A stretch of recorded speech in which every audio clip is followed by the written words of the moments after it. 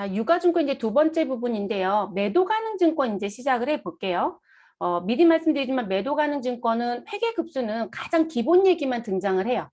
그래서 뭐 평가를 안 낸다? 아니요, 그렇지는 않고요. 평가도 낼 수 있고 취득에 대한 것도 낼 수는 있어요. 근데 딱 고수준이라는 거죠. 근데 우리가 여기서 이제 가져가실 건 매도 가능 증권은 장기간 갖기로 했었던 유가증권이죠. 분류 얘기를 했었을 때. 그럼 장기간을 갖고 있다는 얘기는 평가가 한 번 이루어지는 게 아니라 보고기간 종료일마다 매번 평가를 할 수도 있는 거예요. 내가 지금 갖고 있는 주식이 4년 전에 취득한 주식이다. 그러면 4년 전에 취득을 했고 금년도 결산을 맞이한다. 그러면 네 번째 평가가 될 거예요. 근데 그런 걸 우리가 후속 측정 또는 기말 평가라고 하는 부분입니다.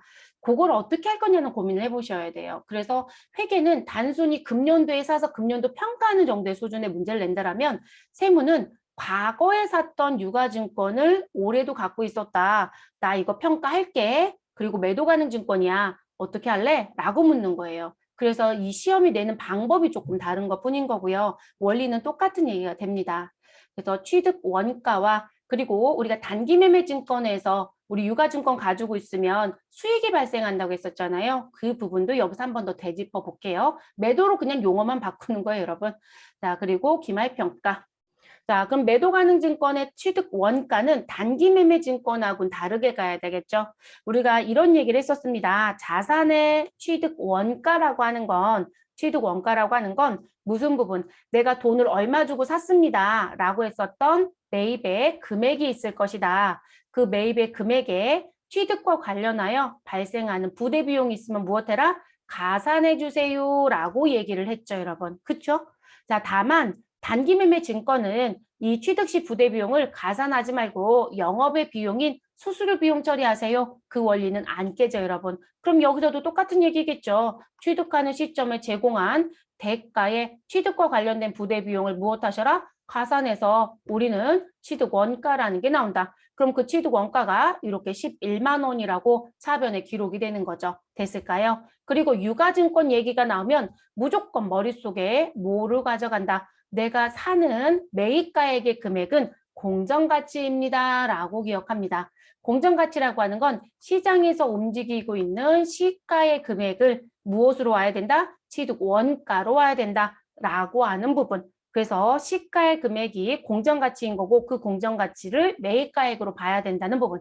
제가 이거 왜 강조하냐면 뒤에 가면 여러분 제가 수업에서 앞부분에 이런 얘기 했었죠. 유가증권은 내가 사고 싶지 않아도 살 수밖에 없는 경우들이 있어요.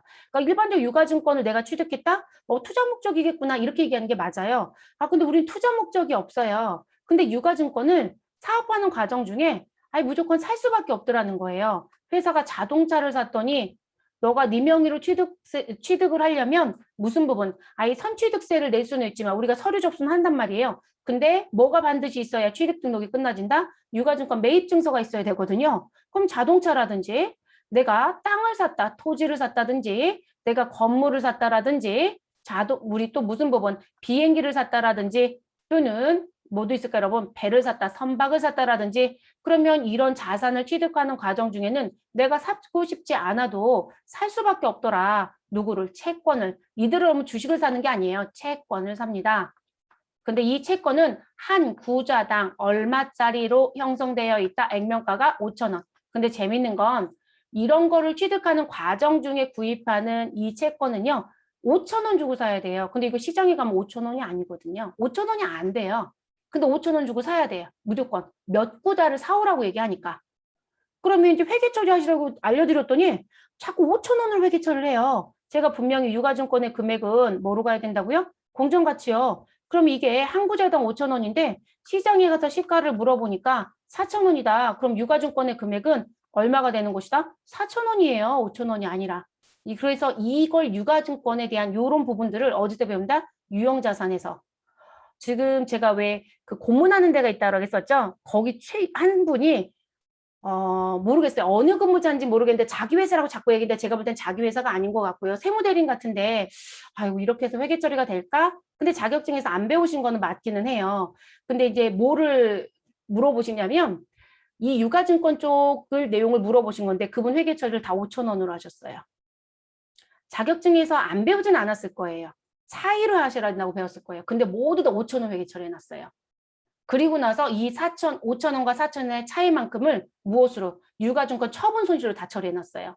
유가증권 처분 손실 들어올 수 없어요. 이 1,000원 금액은 자동차면 자동차고 토지면 토지이고 건물은 건물이에요. 답을 미리 알려드린다면 결론적 회계 처리가 다 산으로 가고 있는 거죠. 거기다가 또 무슨 사단이 낼까요? 자동차나 건물은 감가상각이란 걸 해요. 그럼 비용 처리 시점이 다 다르다가 되죠. 근데 그분은 1,000원을 모두 다 발생한 시점에 다 처리했으니까 문제가 또 생기겠죠. 그래서 회계를 배우시는 거예요. 이게 문제가 되는 부분이에요, 여러분. 그래서 이 공정가치를 왜 자꾸 강조하는지 알고 가셔야 되는 부분입니다. 우리가 일반적으로 투자 목적으로 무엇하였다, 샀다라고 했을 땐 내가 지불한 돈이랑 공정가치가 다르지가 않아요. 그런데 이런 목적으로 채권을 사올 땐 공정가치로 사질 않아요. 구자당 5,000원을 주게끔 규정이 되어 있어요. 이건 법령이라 여러분이 위배 못해요. 그래서 이게 문제가 되는 거예요. 그리고 이거 말고도 또 하나 뭐가 있냐면 내가 사업을 하는데 결제대금과 관련돼서 채권을 살 때가 있어요. 결제대금과 관련돼서. 그때는 다 수수료 처리하고 끝냅니다. 그리고 그 유가증권 갖고 있지도 않아요. 그러니까 이런 현상이 똑같이 있다는 거예요. 그러면 우리는 5,000원에 주고 사서 4,000원에 팔아서 손실이 났다라고 처리하는 게 아니라 내가 어쩔 수 없이 이게 결제대금 때문에 매입증서를 제시를 해야만 내가 대금을 회수할 수가 있거든요. 특히 국가적 거래들이 그래요. 그러다 보니까 방법이 없는 거죠. 그럼 나는 1,000원을 손해를 봤는데 이게 유가증권을 팔아서 난 손해가 아니라 이 유가증권을 사는 법의 규정 때문에 나오는 부분이에요. 그래서 이런 부분들은 그냥 수수료 계정 처리하시는 게 맞아요. 또는 잡손실 계정을 처리하시거나. 그래서 규정들이 다르게 움직이는 거고 반드시 머릿속엔 공정가치라는 걸 갖고 가는 게 맞습니다. 그래서 위배가 되는 부분이에요. 공정가치. 그래서 말씀드렸고, 자, 그럼 취득 시점에 가서 봤더니 뭐라고 써있다? 장기간 보유할 목적으로 주식회사 두더지에 주식 얼마를 10만 원을 샀다라고 얘기합니다. 그래서 두더지의 주식을 10만 원에 취득하고 중개수수료 10,000원을 포함하여 보통예금 계좌에서 대금을 무엇하였다? 이차하였다. 그럼 보통예금 계좌에서 돈을 줬으니까 보통예금은 감소하겠네요. 얼마가요? 11만 원이요. 그럼 자산의 감소는 어느 변에? 대변에. 그럼 차변에 뭐라고 쓰자? 장기 보유 목적으로 뭘 샀다? 주식을 샀다. 그러면 장기 보유 목적 주식은 매도 가능 증권, 반드시 어느 자산에 있는 투자 자산에 있는 코드를 쓰자. 그리고 우리 부대 비용 10,000원 가산해야 되니까 11만 원으로 기록한 거죠. 됐어요? 이렇게 처리합니다. 그러니까 분계 문제는 이게 만약에 여러분 단기 매매 증권이었다면 달라진다는 거예요. 우리가 비교 대치를 해보면. 그럼 단기 매매 증권이면 단기 매매 증권 얼마? 10만 원 이렇게 쓰고 부대 비용 10,000원은 무엇으로 처리한다? 영업의 비용인 수수료 비용으로 처리한다고요. 그러니까 이 부분이 다르기 때문에 시험에서는 계속 묻는 거죠. 두 개를 구분할 수 있느냐라는 걸. 그래서 구분하실 수 있어야 되는 거고. 자, 구분이 다 되었다라면 이제 보유하고 있는 과정 중에 나는 무엇이 생길 것이다? 지분증권은 배당을 받을 것이고 그리고 우리 누구에 대한 부분은 채무증권은 이자를 받을 것이다. 그래서 이 부분은 사실상 단기매매 증권에서 했었던 얘기랑 다를 게 아무것도 없습니다. 그래서 지분증권에 배당을 수령했을 때는 현금 배당이라는 부분이 있고 주식 배당이라는 부분이 있다. 자, 현금 배당은 내 수중에 돈이 들어오는 거기 때문에 회계 처리를 반드시 한다. 그래서 차변에 돈 받은 조건을 써주시고 대변에 영업의 수익 계정인 배당금 수익 계정으로 처리하시고 끝내시면 된다고 했죠. 자, 주식 배당은 내 수중에 돈이 들어온 적이 없다. 그래서 실질적으로 우리가 차변과 대변이 지금 늘어나거나 줄어드는 증감의 변화를 얘기를 해야 되는데 그러기는 어렵다라겠죠. 그래서 무슨 부분? 회계 처리는 한다 안 한다? 안 한다. 그래서 회계 처리는 하지 말아라. 받는 사람은. 그리고 무엇 하셔라? 주식의 수량과 단가가 바뀔 것이니 그 바뀐 부분을 무엇 하셔라? 새로이 계산해서 주석으로 공시해 주시오라고 얘기했었죠. 자, 채무증권을 가지고 있으면 채권에 약정되어 있는 이자를 받을 권리가 생긴다. 그래서 차변에 이자 받은 거 써주시고 대변에 영업의 수익 계정인 이자 수익 처리하시고 끝내시면 된다고 말씀드렸죠. 네, 그래서 똑같이 움직여요, 여러분. 그래서 우리 교재는 단기 매매 증권 쪽에는, 아니, 매도 가능 증권 쪽에는 이거 기록 안 해드렸거든요. 근데 단기 매매 증권 쪽에서 수업을 했던 거라서 기록 안 한 건데 한 번 더 복습을 했습니다. 자, 그 다음 매도 가능 증권의 기말 평가. 그럼 보고기간 종료일이겠네요. 그러면 매도 가능 증권도 누구와 동일하게 단기 매매 증권과 동일하게 보고기간 종료일인 결사일, 재무상태표일 12월 31일에 무엇하셔라? 공정가치 시가라고 얘기했었죠, 여러분? 네, 그래서 공정가치로 평가를 해라. 그러면 결론적으로 무엇하는 부분? 자, 지금 장부의 금액을 누구로 바꿔주는 거? 공정가치로 바꿔주는 거. 그거를 평가라고 얘기한다고 했었습니다. 다만, 여기서 다시 나오죠, 여러분? 다만, 뭐가 없는 유가증권, 시장성이 없는 유가증권을 지금 매도 가능 증권으로 가지고 있다라고 하면 공정가치라는 건 장이 서지 않기 때문에 우리가 신뢰성 있게 금액을 확인할 방법이 있다, 없다? 없다. 그거를 공정가치를 신뢰성 있게 측정할 수 없다. 이렇게 표현하는 거거든요. 그러면 무엇으로 평가해라? 취득 원가로 평가해라. 그럼 여러분 취득 원가는 사온 금액이죠. 역사적 원가라고 했잖아요. 그럼 나 100원 주고 샀던 애 100원이야라고 얘기하는 거죠. 그러면 금액에 증감 변화가 없었잖아요. 그럼 회계 처리 한다 안 한다? 안 한다. 그래서 별도의 회계 처리는 없습니다. 라고 얘기를 하는 거예요. 그래서 회계 처리 안 한다. 자, 그러면 우리가 기말에 매도 가능 증권에 대해서 평가를 한다라고 하는 건 무슨 부분? 시장성이 있는 유가증권만 평가를 하는 거겠죠. 시장성이 있는 유가증권만. 그래서 장부금액과 공정가치에 대한 차이 금액은 매도 가능 증권 평가 손익이라고 하는 계정 과목을 처리해라. 그래서 지금 장부금액과 공정가치를 비교해서 우리가 공정가치가 더 컸다. 그러면 결론적으로 금액이 올라갔다는 얘기죠. 그러면 평가 이익이 생기는 것이고, 반대로 장부금액과 공정가치를 비교했는데 장부금액이 더 크더라. 그럼 공정가치가 하락했다는 얘기겠죠. 그러면 누가 나올 것이다? 매도 가능 증권 평가 손실이 나올 것이다. 이렇게 되는 거죠.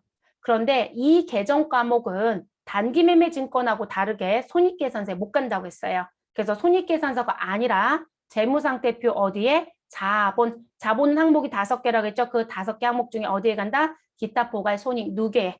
자, 그럼 여러분 일반적인 손익은 어디서 파악할까요? IS에서, 손익계산서에서. 근데 이 손익 앞에 뭐가 붙어 있다? 포괄자를 쓰고 싶었는데.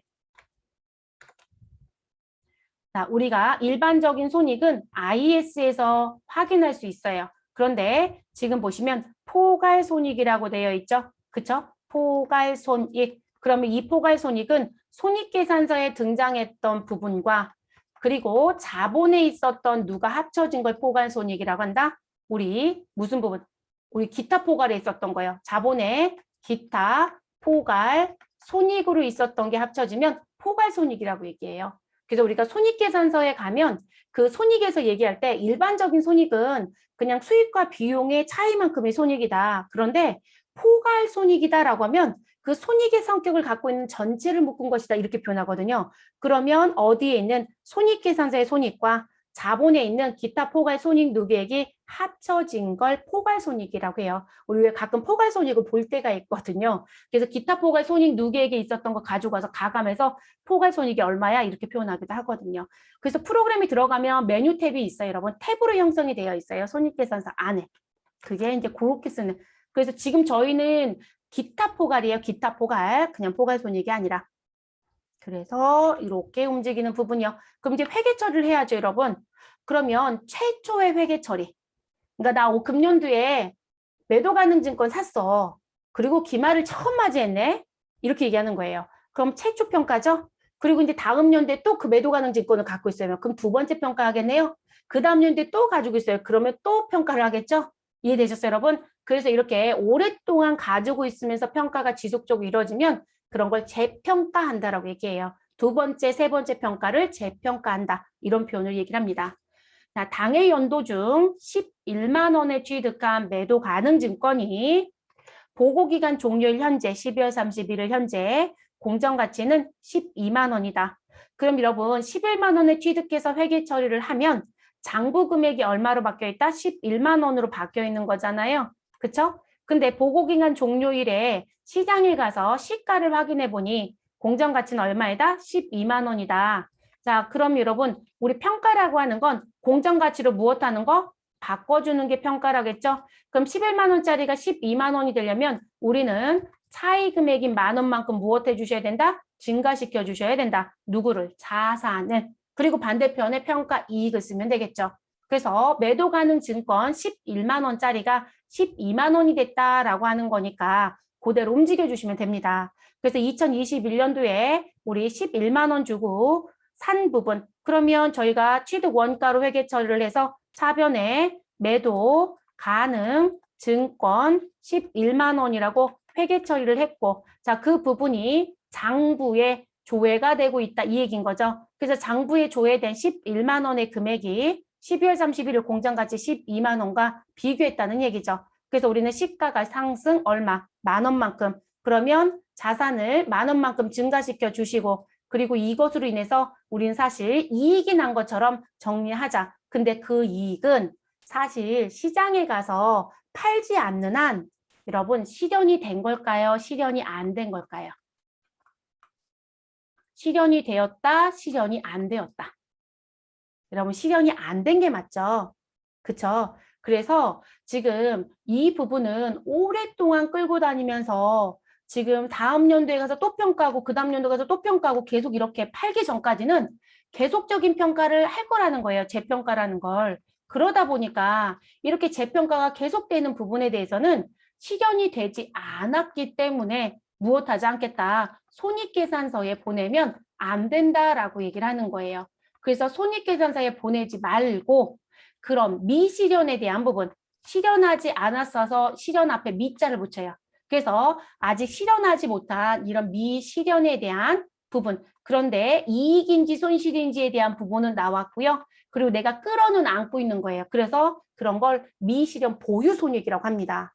그 부분의 대표적인 게 매도 가능 증권 평가 이익과 평가 손실, 해외 사업 환산 이익과 환산 손실, 파생상품에 투자해서 나오는 파생상품 위험회피 평가 이익과 평가 손실, 그리고 내가 갖고 있었던 유형 자산에 대해서 재평가를 했다라고 나오는 재평가 잉여금, 그런 부분들은 내가 직접적으로 팔지 않는 한 계속적인 평가는 할 것이다. 또는 내가 폐업을 하지 않는 한 외화의 차이에 의한 평가는 지속적으로 이루어질 것이다. 그런데 폐업하거나 팔거나 하면 그게 다 끝나지거든요. 그러기 전까지는 이런 재평가가 이루어지는 부분에 대해서는 실현된 거로 볼 수가 없다. 그리고 단순히 한 번으로 끝나지면 좋겠지만 그러지 못하기 때문에 손익계산서에도 보내면 안 된다. 그래서 이런 미실현 보유손익은 어디에 모아라? 자본에 모아라. 그러니까 당기손익에 들어오지 않게끔 해줘라. 그리고 그걸 모아놓은 게 기타, 포괄, 손익 누계액이라는 거예요. 그래서 기타, 포괄, 손익 누계액을 다른 말로 뭐라고 하시냐면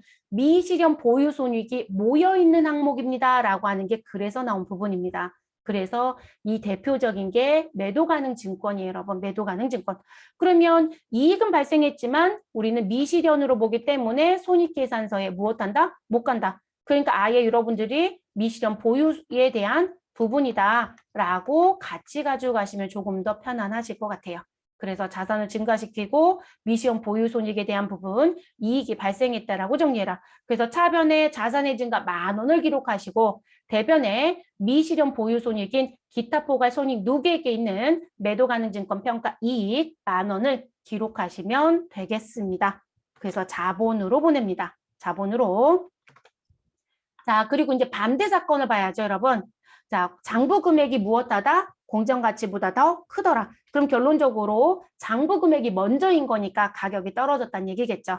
자, 당해연도 기준 11만 원에 취득한 매도 가능 증권이 보고기간 종료일 12월 31일 현재 공정가치는 9만 5천 원이다라고 합니다. 그러면 저는 2021년도 기준 며칠인지 모르나 11만 원의 취득 원가로 차변에 매도 가능 증권이라고 회계 처리를 해서 우리는 장부에 11만 원이 반영되어 있었다. 그리고 12월 31일자에 공정가치를 파악해보니 9만 5천 원이다. 그럼 11만 원짜리가 9만 5천 원이 되려면 15,000원만큼 우리 가치는 무엇했다? 떨어졌다. 하락했다. 그러면 자산의 금액은 9만 5천 원으로 바꿔줘야 되는 거죠.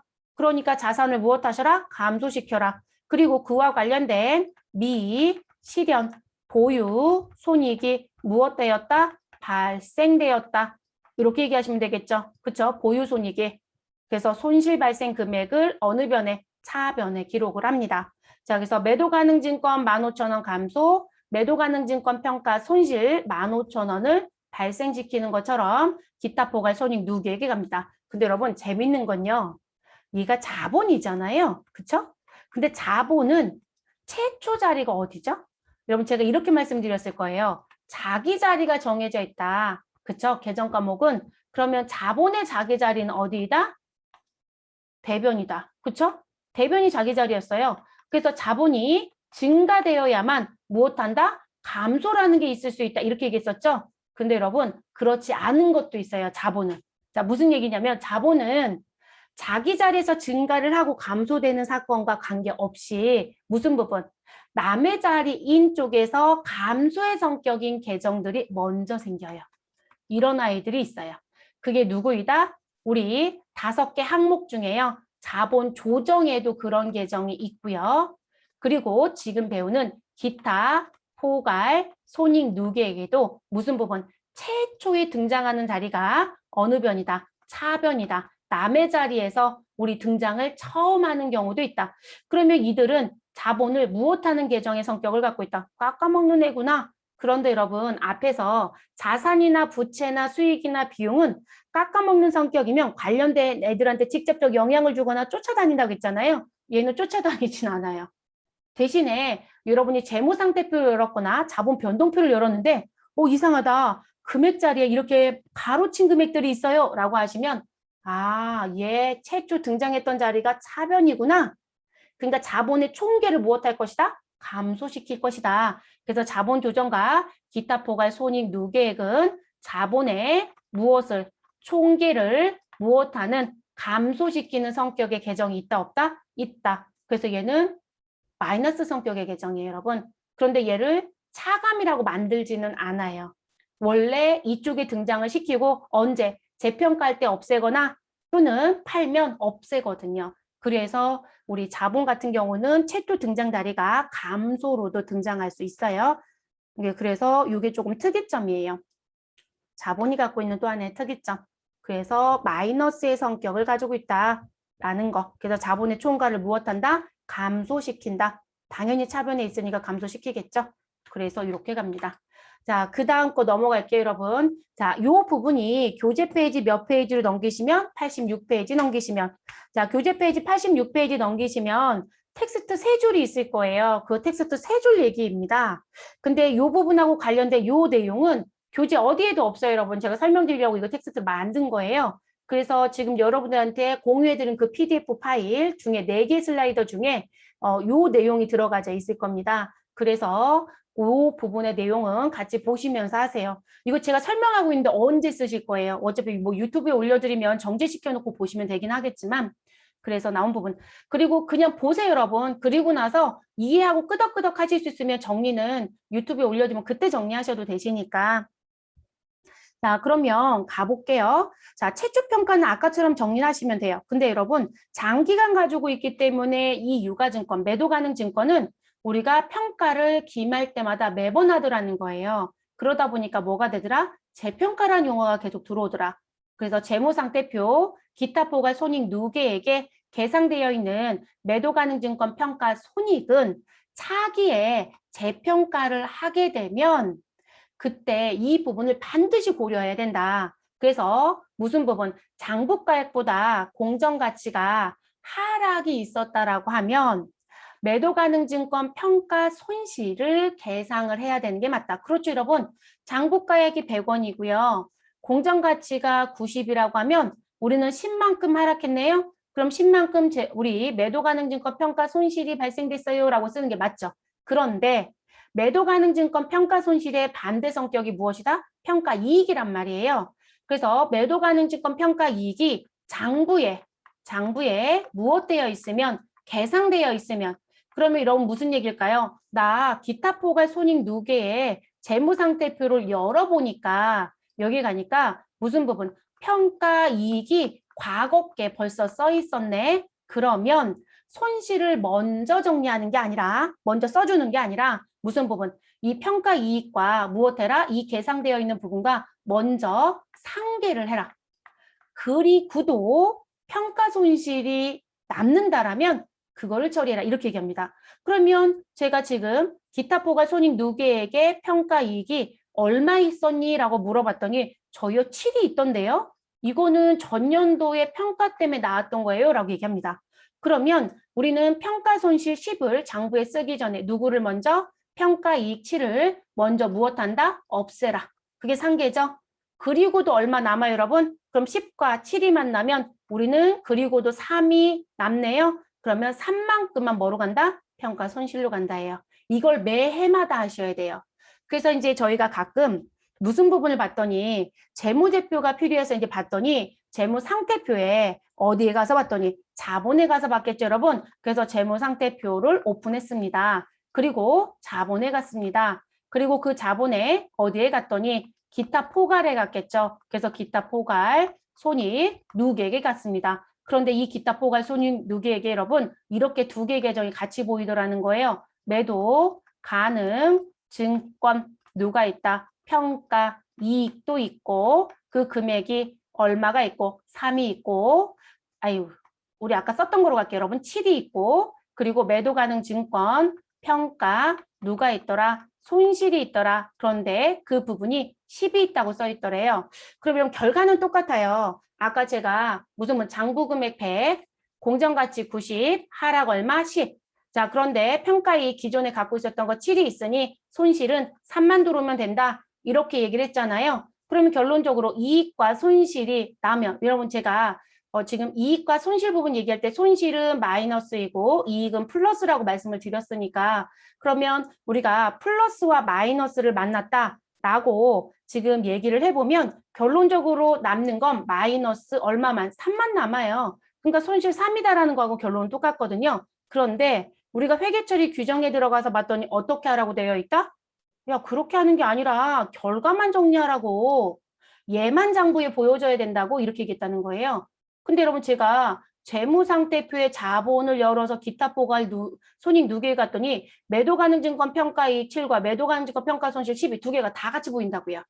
자본의 총괄은 결론적으로 마이너스 3만큼 줄었겠지만 근데 결과는 똑같아요. 자본의 총계는 똑같아요. 그런데 재무제표 작성은 제대로 못한 거예요, 여러분. 잘못 작성한 거죠.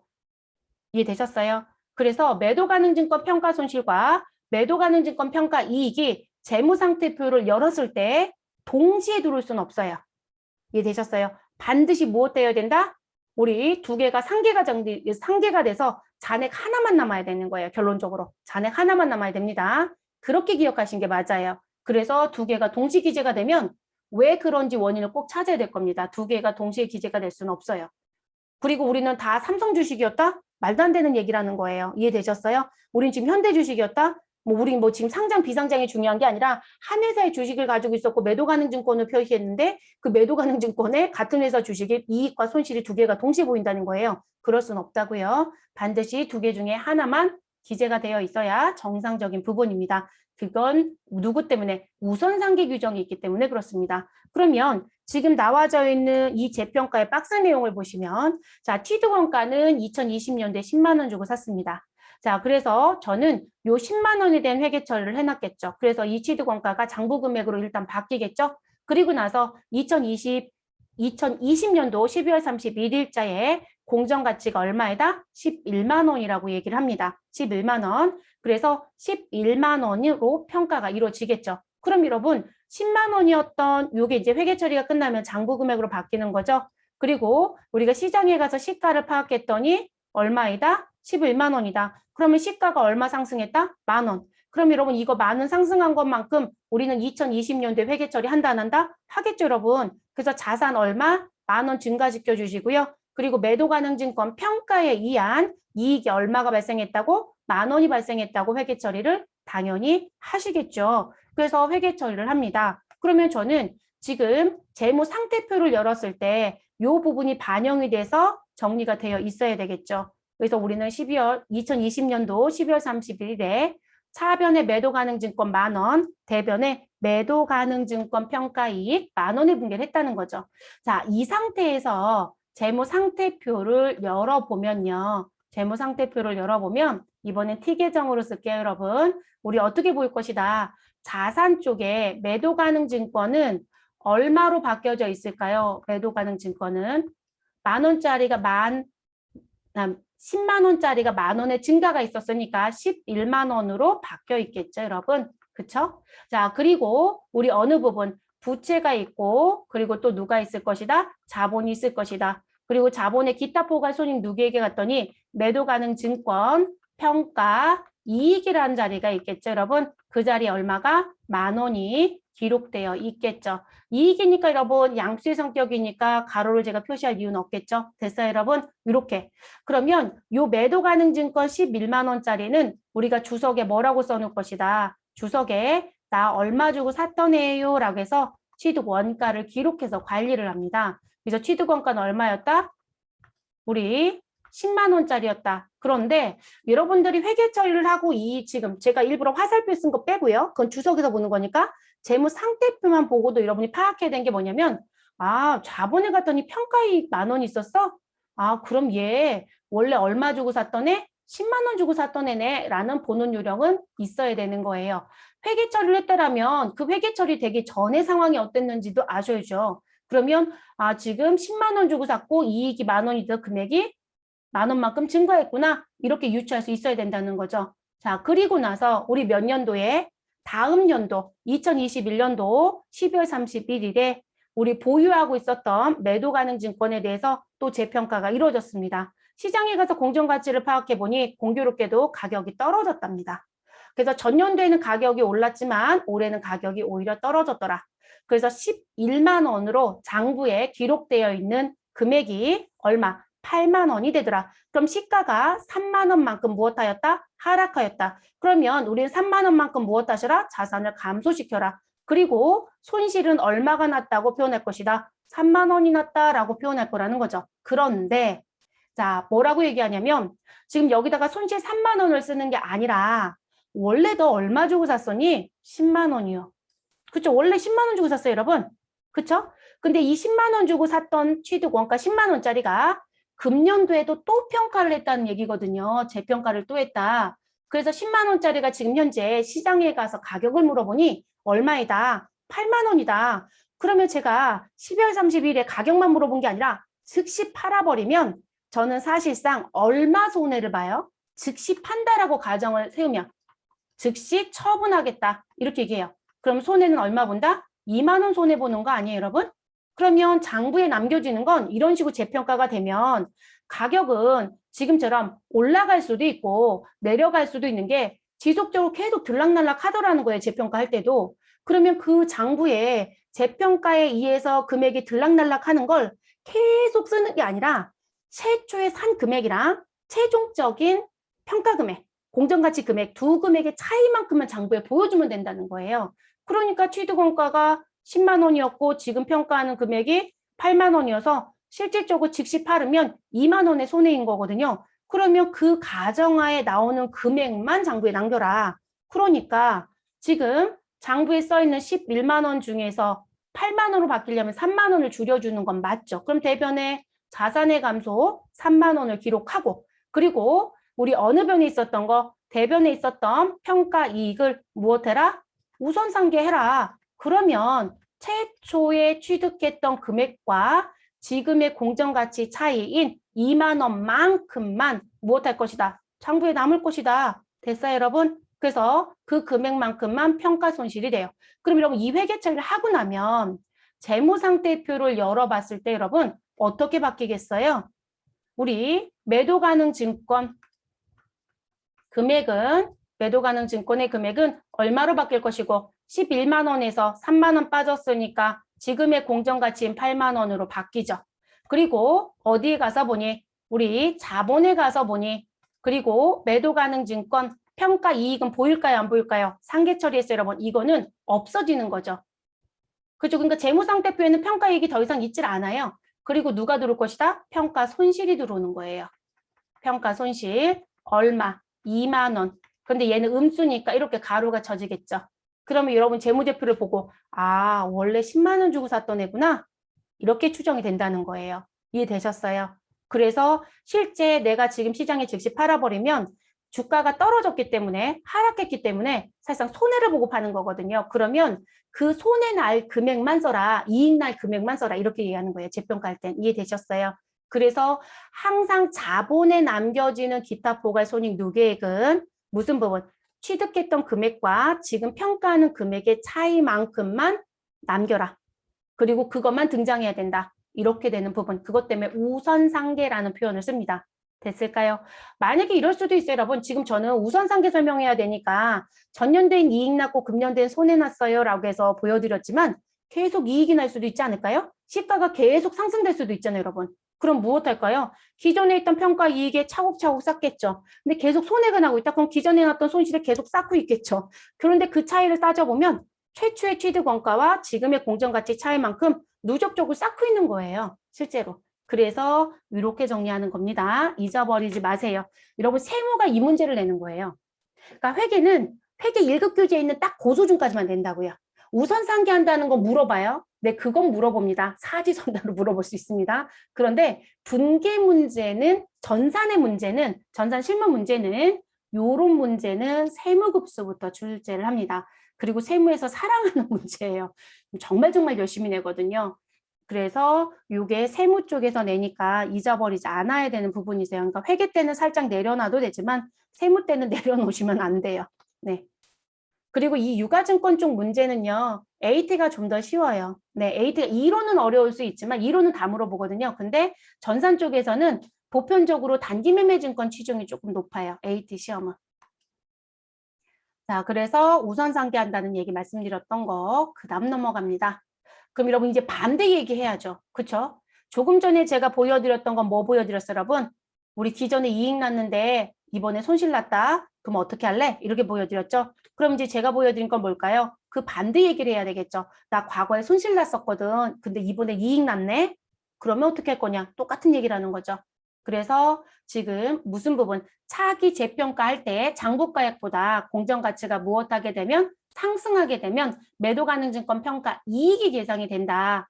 그러면 우리 장부에 뭐가 있었다라면 매도 가능 증권 평가 손실이 있었다라면 그걸 먼저 상계 처리해 주셔라. 됐을까요? 그렇게 하시면 되는 부분. 그러면 이제 추이를 볼게요. 자, 취득원가는 지금 현재 금액을 들어가서 보니 어머, 제가 이거를 졸면서 고쳤나 봐요, 여러분. 10년이 맞겠죠? 지금 현재. 네. 자, 취득 원가는 2020년도에 10만 원 주고 샀습니다. 근데 2020년도에 공정가치가 얼마? 8만 5천 원이 됐다. 가격이 떨어졌네요, 여러분. 그러면 시가가 하락하면서 그 금액은 얼마? 1만 5천 원. 자, 그럼 우리는 1만 5천 원만큼 자산을 감소시켜 주셔야 우리 장부에 기록되어 있는 금액이 10만 원에서 8만 5천 원 바뀌겠죠. 그리고 이때 누가 생긴다? 매도 가능 증권 평가 손실이 생긴다라고 하겠죠. 그러면 2020년도 회계 처리를 들어가서 보면 이런 회계 처리를 사실상 해놨다라고 여러분들이 추정이 가능하겠죠. 그래서 차변에 매도 가능 증권 평가 손실 15,000원, 대변에 매도 가능 증권 15,000원을 감소시킵니다. 그리고 나서 우리는 금년도 2021년도에 또 재평가라는 걸 합니다. 그러니까 2020년도는 최초 평가이고요. 그리고 2021년도는 두 번째인 재평가가 됩니다. 자, 재평가 때는 8만 5천 원이었던 유가증권이 11만 원으로 무엇되었다? 가격이 올랐다. 그럼 시가가 상승했다가 되네요. 그럼 8만 5천 원이 11만 원으로 올랐다는 건 2만 5천 원에 가격이 올라갔다는 얘기죠. 그러면 8만 5천 원짜리를 11만 원으로 바꿔줘야 되니까 우리는 자산을 무엇하여야만 증가시켜야만 금액이 바뀌겠죠, 여러분. 그리고 무슨 부분? 나는 2만 5천 원의 이익이 무엇되었다? 발생되었다라고 표현하는 게 맞겠죠. 그 이익이 비록 실현되진 않았지만요. 그런데 문제는 내가 어디에 가서 보니 재무상태표에 가서 보니 무슨 부분? 매도 가능 증권 평가 손실이 자본에 무엇되어 있더라? 계상되어 있더라. 그런데 그 부분이 평가 손실이 있더라 이 얘기인 거죠. 그러면 이익 2만 5천 원을 그대로 장부에 쓰는 게 아니라 우린 무엇 해야 된다? 15,000원을 무엇 해라? 우선상계해야 된다. 이 얘기인 거죠. 됐어요, 여러분? 그래서 반드시 누구를 확인해라? 우리 재무상태표 또는 학계전액시산표에 자본의 기타 포괄손익 누계액을 확인해라. 이게 과거에 샀다라면 이거를 매번 검토하셔야 되는 거예요. 그리고 나서 정리하는 부분. 그래서 우리는 매도 가능 증권 평가 손실 15,000원 우선 상계하시고 나머지 차액 누구만? 10,000원만 평가 이익으로 계상을 합니다. 됐어요, 여러분? 이렇게 이런 걸 우선 상계한다. 재무상태표 변화는 앞에서 이제 말씀드렸으니까 여기서 말씀 안 드려도 변동사항은 이해하실 것 같고요. 그래서 이렇게 넘어가는 부분. 자, 세무 2급 교재 79페이지 보시면 예제가 하나 있어요, 여러분. 그게 이제 반복학습 목적으로 이렇게 써드린 부분이에요. 재평가 제대로 하고자. 자, 그러면 그 예제 1번에 보시면 제1기 10월 15일에 1기가 아니라 5기. 저 왜 이렇게 글씨를 잘못 읽죠, 여러분? 네, 눈도 이상한가 봐요. 노안이 와서. 자, 제5기 10월 15일에 장기 보유 목적으로 주식을 5만 원에 취득을 했다고 얘기를 합니다. 자, 그리고 중개수수료 2,000원과 함께 보통예금 계좌에서 이체하였다. 여러분, 장기 보유 목적으로 주식을 샀다? 그럼 마음속에 뭐라고 생각한다? 아, 매도 가능 증권으로 회계 처리를 해야 되는구나. 그리고 이 부분은 투자 자산에 속하는 유가증권이니 중개수수료는 취득 원가에 무엇한다? 가산한다. 이게 이제 정리가 돼야 되죠. 그래서 매도 가능 증권의 금액은 5만 원이 아니라 얼마가 된다? 5만 2천 원이 된다. 그러면 5기 10월 15일의 회계 처리는 차변에 매도 가능 증권 5만 2천 원, 대변에 보통 예금 5만 2천 원 이렇게 기록해 주시면 되겠죠. 그리고 아래에 와서 봤더니 무슨 부분? 자, 우리 5기인 12월 31일 공정가치는 4만 8천 원에 평가를 했다고 얘기합니다. 그래서 이 부분은 5기의 사건입니다. 그래서 5기 12월 31일. 그럼 지금 장부에 얼마였던 부분? 우리 장부의 금액은 현재 5만 2천 원의 금액입니다. 근데 이 5만 2천 원의 금액의 시가가 공정가치가 4만 8천 원으로 바뀌었다는 거죠. 그래서 이거로 평가해라. 그러면 5만 2천 원이 4만 8천 원으로 바뀌었다는 건 우리 시가가 상승한 거예요? 하락한 거 여러분? 하락했네요. 얼마가? 4천 원이 됐어요, 여러분? 자, 그러면 4천 원만큼 우리 내가 가지고 있는 자산은 무엇 하시고 감소시켜 주시고 그리고 이때 등장하는 게 무엇이다? 평가 손실이라고 하는 기타 포괄 손익 누계액이 등장한다. 이렇게 되는 거죠. 그러면 5기 12월 31일에 우리 대변에 매도 가능 증권 4만 원이라고 기록해 주시면 되고요. 그리고 매도 가능 증권 평가 손실 4천 원이라고 기록해 주시면 되겠죠. 자, 그리고 나서 우리는 6기를 맞이합니다. 중간에 다른 사건은 없다는 얘기겠죠. 그러면 요 회계 처리가 끝나고 나면 우리 6기에서 장부의 금액이 얼마로 바뀌어 있을 것이다? 4만 8천 원으로 당연히 바뀌어 있겠죠, 여러분? 그래서 장부 금액 4만 8천 원짜리가 5만 5천 원에 재평가가 됐다라고 얘기합니다. 그러면 우리는 시가가 하락하였다, 시가가 상승하였다? 상승한 거죠, 여러분? 그래서 시가가 상승을 했네요. 자, 그럼 시가가 상승했고 그 금액의 차이는 얼마이다? 7천 원. 그러면 7천 원의 상승이 있었습니다. 그러면 우리 가지고 있었던 누구는 우리 매도 가능 증권은 무엇 하시고 증가시켜 주시고 그래서 자산은 증가를 시켜줍니다. 그리고 그 자산이 증가하는 부분의 반대편에는 평가로 인해서 무엇이 발생했다? 이익이 발생했다. 이렇게 얘기를 하겠죠. 그럼 그 부분 이제 회계 처리합니다. 그런데 평가 이익 7천 원을 처리하기 전에 감안해야 되는 게 무엇이다? 나는 과거에 평가 손실 얼마 4천 원 정리한 게 있었다. 그 부분을 무엇한다? 우선 상계한다. 그래서 우리 재무상태표를 열어보니 평가 손실 과거에 계상했던 4천 원이 있어서 요 4천 원을 무엇하겠다? 우선 상계하고 그리고 나머지 잔액 3천 원에 대해서만 이익을 계상하겠다. 이렇게 간다는 거죠. 그러면 6기의 12월 31일자에 차변의 자산 매도 가능 증권 7천 원 증가시켜 주시고 대변엔 차변에 있었던 매도 가능 증권 평가 손실 요 부분을 대변에 상계 정리해 주시고 그리고 나머지 3,000원 무엇 하시면 된다. 계상하시면 된다. 됐어요, 여러분? 네, 그 얘기인 거예요. 이런 패턴이 계속 움직이는 거예요. 그럼 지금 이렇게 되면 여러분 지금 무슨 부분 여기 장부 금액 얼마로 바뀔까요? 이 평가하고 나면 장부 금액은 55,000원으로 바뀌는 거잖아요, 여러분. 그쵸? 55,000원으로 바뀌었을 거고요. 취득 원가는 얼마예요? 원래 최초의 취득 원가. 취득 원가는 원래 52,000원이었죠. 그러면 취득 원가와 장부 금액의 차이가 얼마이다? 3,000원이죠. 그리고 시가가 3,000원만큼 무엇됐다? 상승했죠. 그러니까 상승한 3,000원만큼 이익인 거죠. 결과론적으로 평가이익 3,000원만 남는 거잖아요. 됐어요, 여러분? 그래서 차변에 누가 우리 재무상태표 차변에 매도가능증권 55,000원이 기록되고 대변에 자본의 기타 포괄 손익유계액은 우리 매도가능증권 평가액 3,000원이 기록이 되는 거예요. 그래서 그 두 개를 가지고 누구를 취득 원가를 유추해 보면 52,000원 주고 샀구나. 이렇게 결론이 나와집니다. 그게 주석의 52,000원의 금액하고 같아야 되는 거예요, 사실. 다르면 또 회계 처리가 잘못된 거예요. 그런 식으로 움직입니다. 그래서 재평가 부분까지 갖고 가셔라. 그래서 매도 가능 증권 누구까지 재평가까지는 마무리가 됐습니다, 여러분. 네, 이렇게 해서 매도 가능 증권 첫 번째 강좌는 끝났고요. 저희 이제 두 번째 강좌로 이제 넘어가 보도록 하겠습니다.